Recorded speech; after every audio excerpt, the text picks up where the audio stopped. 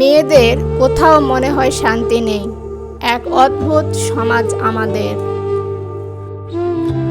অকারণে স্বামীর হাতে মার খাবেন আর শ্বশুর শাশুড়ি এসে বলবে, তুমি কেমন মেয়ে, জানো তো ওর মাথা গরম।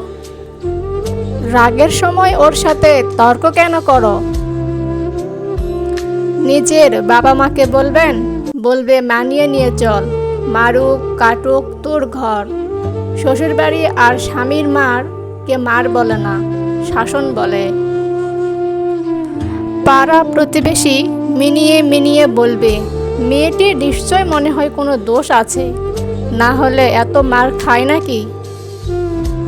নিজের স্ত্রীকে যখন মেজাজ নিয়ে কথা বলবেন তখন আপনি পুরুষ, আর যখন আপনি নরম গলায় নিচু স্বরে ডাকবেন তখন বউয়ের আঁচল ধরা বিড়াল। সংসারটা আপনার, বউটিও আপনার। ওই মেয়েটিকে বউ করে ঘরে নিয়ে এসেছেন, তার দিকে একবার তাকান।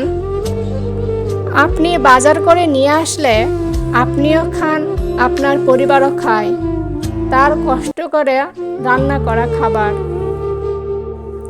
আপনার বাবাকে বাবা ও মাকে মা বলে ডাকে। আপনার ও আপনার পরিবারের কারো বিপদে আপদে কাউকে পাশে পান আর নাই পান, কেউ পাশে থাকুক আর নাই থাকুক, এই মেয়েটিকে আজীবন পাশে পাবেন, আপনার পাশে, আপনার পরিবারের পাশে। তাই আপনার স্ত্রীকে সবসময় ভালো রাখার দায়িত্ব আপনার, সেটা সমাজের নয়।